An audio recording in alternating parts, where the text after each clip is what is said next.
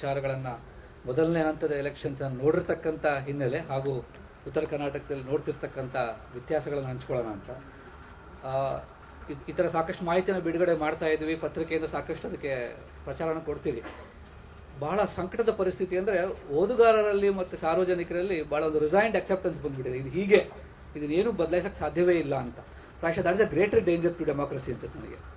One is the danger of the entire system of corruption, but the danger of our acceptance of the corruption, I think unquestioned acceptance of corruption is a bigger danger to democracy which nobody is worried about. So if the media can actually highlight this real danger that exists for us, and ಇದು representative ಅಲ್ಲ, they don't represent the people. ಉದಾಹರಣೆಗೆ ಹೆಗಡದವನಕೋಟೆ ತಾಲೂಕಿನ ಗಿರಿಜನ ಪ್ರದೇಶದಿಂದ ಬರ್ತಾ ಇದ್ದೀನಿ. ಗಿರಿಜನರಿಗೆ ಅಲ್ಲಿ ಅವಕಾಶ ಸಿಕ್ಕಿಲ್ಲ ನಿಂತ್ಕೊಳ್ಳಿಕ್ಕೆ. ಗಿರಿಜನರ ಹೆಸರಲ್ಲಿ ನಿಂತಿರ್ತಕ್ಕಂಥ ಎಲ್ಲಾ ಪಕ್ಷದವರು ಅಲ್ಲಿ ನಾಯಕರಾಗ್ತಾ ಇದ್ದಾರೆ ಇವತ್ತು.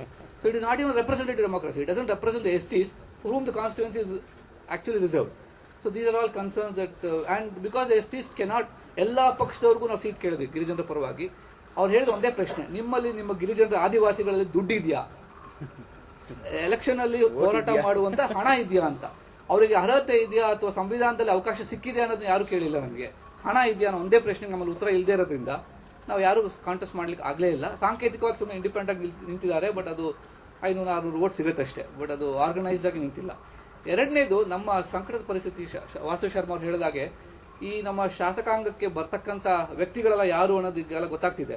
ಇವ್ರುಗಳೆಲ್ಲ ನಾಳೆ ಶಾಸನದಲ್ಲಿ ಕೂತು ನಮ್ಮ ಕಾನೂನನ್ನು ಮಾಡುವಂತರಾದ್ರೆ ಡೆಫಿನೆಟ್ಲಿ ಅವ್ರು ಮಾಡುವಂತ ಶಾಸನಗಳಲ್ಲೂ ಕೂಡ ಅವರ ಆಸ್ತಿಗಳನ್ನ ಅಥವಾ ಅವರ ಪೊಸಿಷನ್ ಅನ್ನ ಸಂರಕ್ಷಣೆ ಮಾಡುವಂತ ಕಾನೂನನ್ನೇ ಮಾಡಬಹುದು ಅನ್ನೋ ಹೆದರಿಕೆ, ಅಥವಾ ಅವರ ಆಸ್ತಿಗಳನ್ನ ಕಾಪಾಡುವಂತ ಅಥವಾ ಅದಕ್ಕೆ ಪೆಟ್ಟು ಬೀಳುವಂತ ಶಾಸನಗಳನ್ನು ಖಂಡಿತವಾಗಿ ಜಾರಿ ತರೋದಿಲ್ಲ ಅನ್ನೋ ಹೆದರಿಕೆ ನಮಗಿದೆ.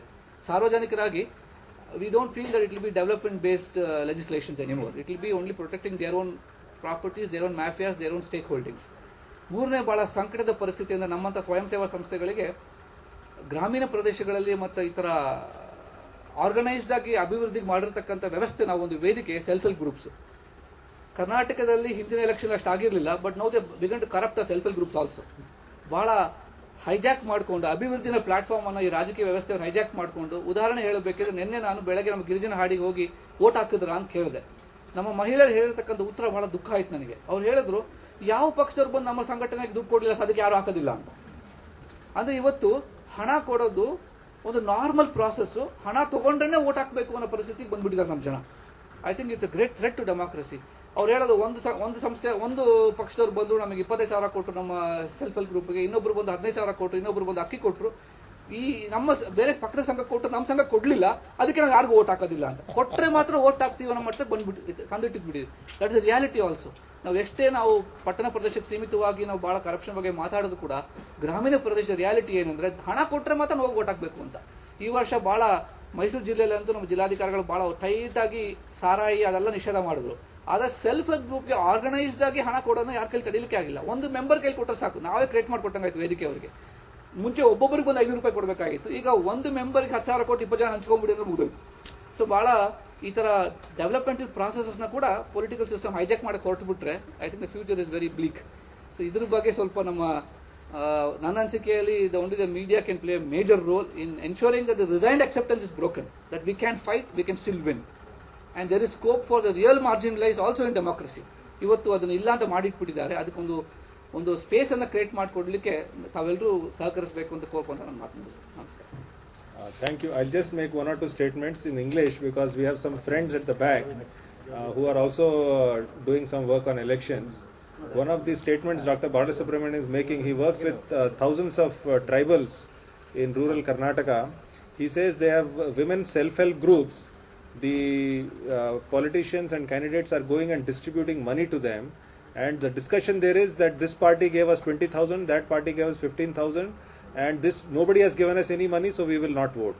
So this is another kind of perversion of the political system.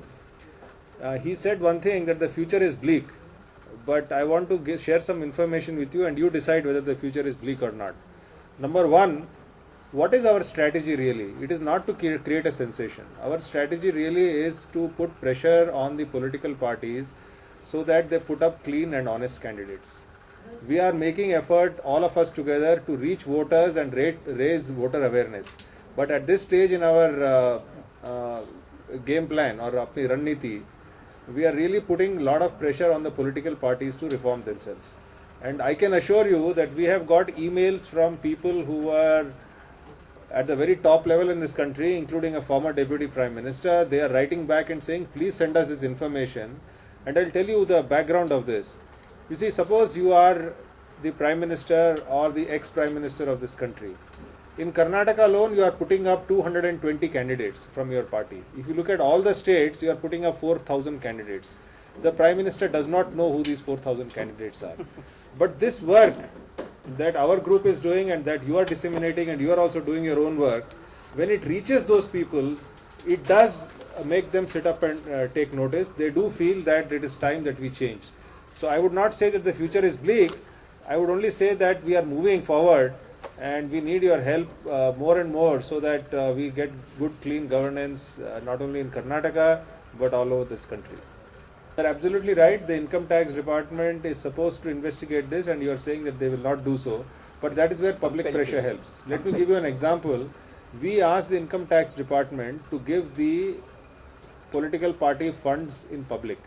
They refused. So you are absolutely right. They didn't want to give it. But then there is a Central Information Commission. They have overruled that and now they have made it public.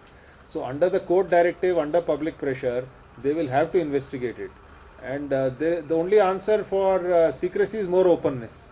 There is no other answer for that. Dr. Bakshi said this. I think particularly with the middle class, the apathy that he spoke about. That is, you know, that you are getting what you want from the economic system. You are doing well, your children are doing well, you can have you can privatize your electricity, you can have a generator, privatize your security and so on. So it's a seceding from the democratic process, which is very disturbing. Because if you look at it everywhere, the middle class is a crucial component of democracy. The creating of democracy as well as the nurturing of it. So that apathy that Dr. spoke about, that has to be correct.